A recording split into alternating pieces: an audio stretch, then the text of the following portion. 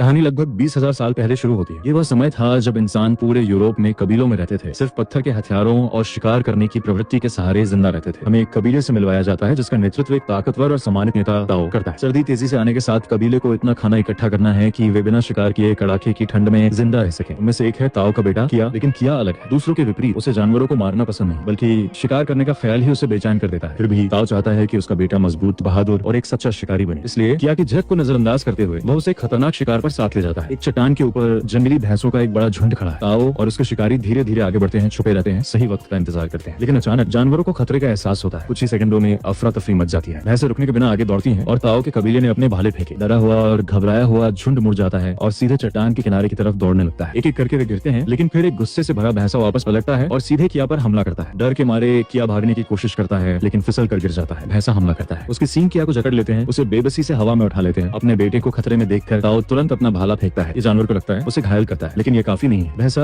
अभी भी गुस्से में किया को चट्टान से फेंक देता है और बस वो गायब हो जाता है। अब हम शिकार से एक हफ्ते पहले वापस जाते हैं। ताओ के कबीले में युवा लड़कों की परीक्षा ली जा रही है कि वे शिकारी बनने के योग्य हैं या नहीं। पहला काम उन्हें खुद अपने हथियार बनाने होंगे। या पास हो जाता है। अंतिम दौर में सिर्फ 2 लड़के बचते हैं जिनमें किया भी है। यह आखिरी परीक्षा बहुत कठिन है। उन्हें बिना हार माने दर्द सहना होगा। कबीले के सदस्य उन्हें मारते हैं, उनकी ताकत और इरादे की परीक्षा लेते हैं, लेकिन किया नहीं टूटता। वो सब कुछ सह लेता है और पास हो जाता है। कबीला जश्न मनाता है। ताओ को गर्व होता है, उसका बेटा अब आधिकारिक तौर पर एक शिकारी है। लेकिन मन ही मन किया खुश नहीं है, क्योंकि वो अभी भी नहीं मानना चाहता। उस रात किया की माँ ताओ से बात करती है। वो उसे बताती है किया तुम्हारी तरह नहीं है, वो अभी भी बस एक बच्चा है। लेकिन ताओ उसकी बात नहीं सुनता। किया एक नेता का बेटा है और एक दिन उसे इतना मजबूत बनना होगा कि वो नेतृत्व कर सके। अगली सुबह शिकार की यात्रा शुरू होती है। लंबी यात्रा के बाद उन्हें पत्थरों से बनी एक संरचना मिलती है। ताओ उसे तुरंत पहचान लेता है। ये उनके पूर्वजों द्वारा बनाई गई थी, एक संकेत कि वे सही रास्ते पर हैं। आगे बढ़ते हुए उनका सामना शिकारियों के एक और कबीले से होता है। ताओ उनके नेता का गर्मजोशी से स्वागत करता है और साथ मिलकर वे एक होकर शिकार करने का फैसला करते हैं। उस रात वे आराम करने के लिए रुकते हैं। शिकार के दौरान ताओ और उसके आदमी एक जंगली सुअर पकड़ते हैं, लेकिन उसे मारने की बजाय ताओ यह जिम्मेदारी किया को सौंप देता है। वो चाहता है कि उसका बेटा आखिरी कदम उठाए और एक सच्चा शिकारी बने, लेकिन किया यह नहीं कर सकता। वो उस मासूम जानवर को मारने से इनकार कर देता है। ताओ बहुत गुस्से में होता है, क्योंकि उसके लिए ये कमजोरी का मतलब है कि किया शायद इस दुनिया में कभी जिंदा नहीं रह पाएगा। उस रात बाद में कबीला आग के आसपास बैठकर खाना खाता है। अचानक ताओ को कुछ महसूस होता है। उसे अंधेरे से एक हल्की सी आवाज सुनाई देती है। वे सब कुछ चुप रहने का इशारा करता है। खामोशी छा जाती है, लेकिन कुछ नहीं होता। तो वे फिर से खाने लगते हैं और तभी कहीं से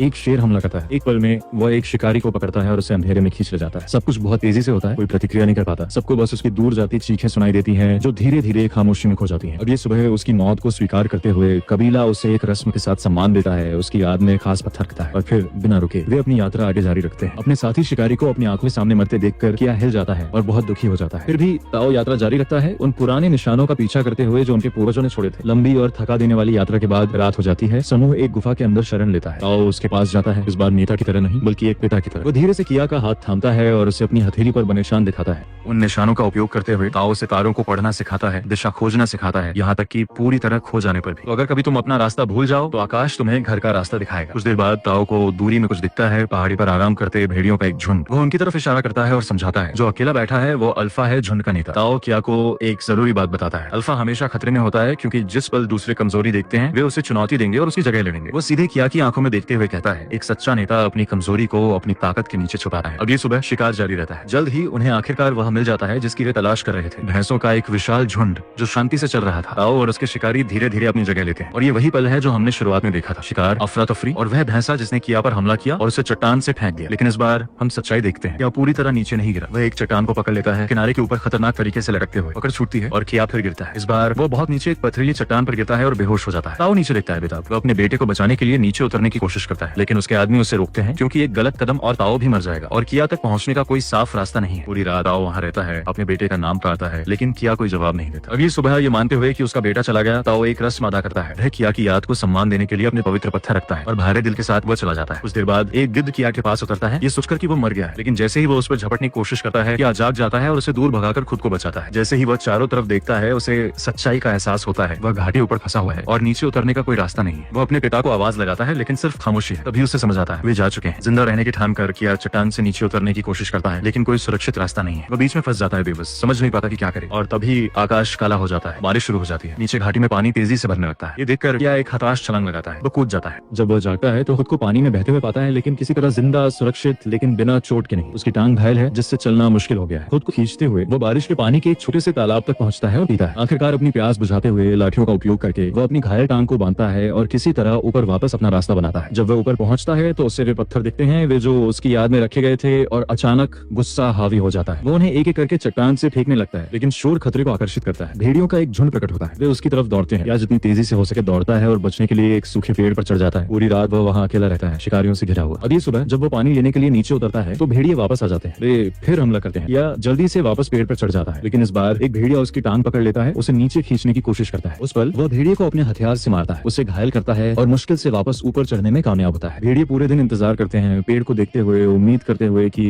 क्या नीचे आएगा, लेकिन वो नहीं आता। रात होने के बाद भी क्या वहाँ ऊपर रहता है। आखिरकार भेड़िए हार मान लेते हैं, ये मानते हुए कि उनका घायल साथी पहले से ही मर चुका है। वे चले जाते हैं। अगली सुबह क्या नीचे देखता है और कुछ चौंकाने वाला महसूस करता है। जिस भेड़िए को उसने घायल किया था वह अभी भी जिंदा है, वह मुश्किल सांस ले रहा है, दर्द से करा रहा है। क्या धीरे धीरे नीचे उतरता है। पहले वह भेड़िए की तकलीफ खत्म करने का फैसला करता है। वह करीब जाता है, मारने के लिए तैयार, लेकिन तभी उसे वह दिखता है। भेड़िए की आंखों में डर, मासूमियत और अचानक किया यह नहीं कर पाता। इसके बजाय वो धीरे से भेड़िए का मुंह बांध देता है ताकि वो उस पर हमला न कर सके और उसे पास की एक गुफा में ले जाता है। अगली सुबह किया जागता है और भेड़िए को सीधे उससे देखते हुए पाता है, जिंदा और थोड़ा मजबूत। जैसे किया चारों तरफ देखता है, कुछ जाना पहचाना लगता है और तभी उसे समझ आता है ये वही गुफा है जहाँ वह एक बार अपने पिता और कबीले के साथ रहा था। उनके पूर्वज भी शिकार के दौरान इस जगह का उपयोग करते थे। या बाहर जाता है, जड़ी बूटियां इकट्ठा करता है और उन्हें कुचलता है, मिश्रण को अपनी घायल टांग पर लगाता है। बाद में जब वो पानी पीता है तो नोटिस करता है कि भेड़िया उसे देख रहा है। धीरे धीरे भेड़िया अपने मुंह से रस्सी निकाल लेता है। क्या समझ आता है कि वह भी प्यासा है, बिल्कुल उसकी तरह। सावधानी से वह उसे पानी देता है और भेड़िया पीता है। या फिर उसी जड़ी बूटी का लेप भेड़िए के घावों पर लगाता है, उसे ठीक करने की कोशिश करता है। उस दिन क्या एक खरगोश का शिकार करने में कामयाब होता है। वह खाता है और भेड़िए के साथ खाना बांटता है और बस एक और दिन गुजर जाता है। अगली सुबह क्या घर जाने का फैसला करता है। वह अपना सामान इकट्ठा करता है और भेड़िए को अपने झुंड में वापस जाने के लिए कहता है, लेकिन जैसे जैसे वो चलता है भेड़िया पीछे आता है। क्या चाहे जितना उसे दूर भेजने की कोशिश करे, वो जाने से इनकार कर देता है। कहीं न कहीं एक रिश्ता बन जाता है। क्या इसे स्वीकार कर लेता है। साथ मिलकर वे यात्रा जारी रखते हैं। एक बिंदु पर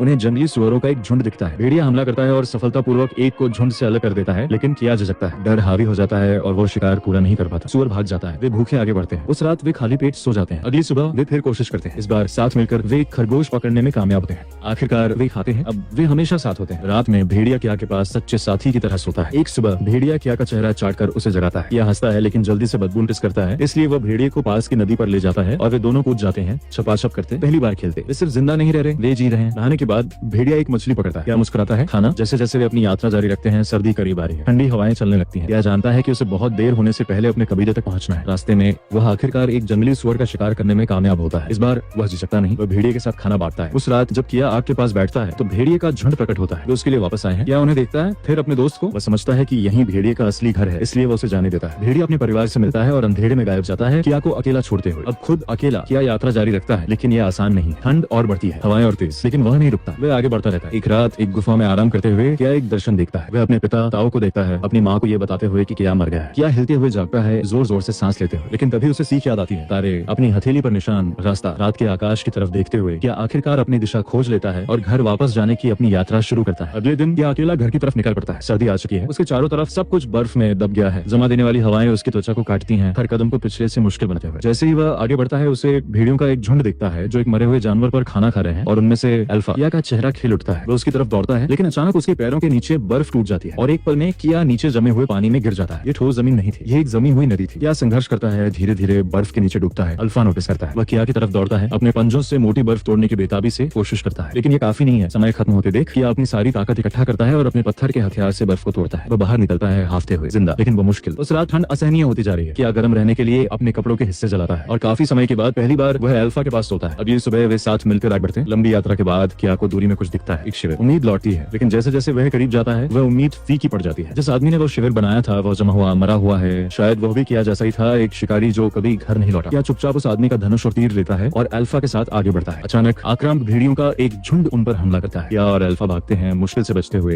एक गुफा में सुरक्षित, लेकिन तभी उन्हें एहसास होता है कि वे अकेले नहीं है। ये गुफा एक शेर की है। शेर आगे आता है और किया पर झपटता है, लेकिन अल्फा बीच में आ जाता है और उसे बचाने के लिए शेर से लड़ता है। एक भयंकर लड़ाई शुरू होती है और उस पल किया निशाना लेता है। वो एक तीर चलाता है और शेर को मार देता है। वे बच जाते हैं, लेकिन अल्फा बुरी तरह घायल है। किया उसके पास बैठता है दिल टूटे हुए, क्योंकि अल्फा ने उसके लिए अपनी जान दांव पर लगा दी। वे उस गुफा में रात बिताते हैं। अगली सुबह वे फिर चलते हैं, लेकिन अल्फा चल नहीं सकता, इसलिए किया उसे अपनी बाहों में उठाता है और कदम दर कदम चलता रहता है, बर्फ में जमा देने वाली हवाओं में। और तभी किया को कुछ दिखता है, एक जानी पहचानी संरचना, उसके पूर्वजों का एक निशान। वह सही रास्ते पर है, लेकिन उसकी ताकत जवाब दे रही है। आखिरकार किया गिर जाता है, वह और आगे नहीं जा सकता। और उस पल में वो एक दर्शन दिखता है। उसके माता पिता उस पर भरोसा कर रहे हैं, उस पर विश्वास कर रहे हैं, उसका इंतजार कर रहे हैं। यह आंखें खोलता है दृढ़ निश्चय के साथ। अपनी आखिरी ताकत से वो अल्फा को फिर उठाता है और आगे बढ़ता है। और आखिरकार वह देखता है उसका कबीला घर या वापस पहुंच जाता है, लेकिन जैसे ही वो पहुंचता है वो गिर जाता है। कबीला उसकी तरफ दौड़ता है। उसके माता पिता भावनाओं से अभिभूत हो जाते हैं, क्योंकि जिस बेटे को वे मरा हुआ समझते थे वह जिंदा है। और सिर्फ यही नहीं, वो एक जिंदा भेड़िया भी साथ लाया। या उनसे अल्फा को बचाने की भीख मांगता है। कबीला मान जाता है। वे दोनों का इलाज करते हैं और धीरे धीरे वे ठीक हो जाते हैं। या ने खुद को साबित कर दिया, मार कर नहीं बल्कि जिंदा रहकर, हिम्मत दिखाकर। आओ, वो अपने बेटे को गर्व से देखता है, क्योंकि अब क्या सच में मजबूत है और अल्फा सिर्फ एक भेड़िया नहीं है, वो परिवार है। वो नई जिंदगी को जन्म देती है और पहली बार कभी इंसान और भेड़िए साथ रहते हैं, साथ शिकार करते हैं, साथ जिंदा रहते हैं। और आखिरी पलों में हम उन्हें देखते हैं, कबीला भेड़ियों के साथ कंधे से कंधा मिलाकर जंगल में चलते हुए। अगर आप यहाँ तक पहुंचे हैं तो आप पहले से जानते हैं कि ताकत शक्ति के बारे में नहीं है, ये दिल के बारे में है। क्या मारकर किमंती नहीं बना, बदला चुनकर एक बना। अगर इस कहानी ने आपको छुआ है तो इसे किसी के साथ साझा करें और ऐसी और शक्तिशाली कहानियों के लिए सब्सक्राइब करना न भूलें।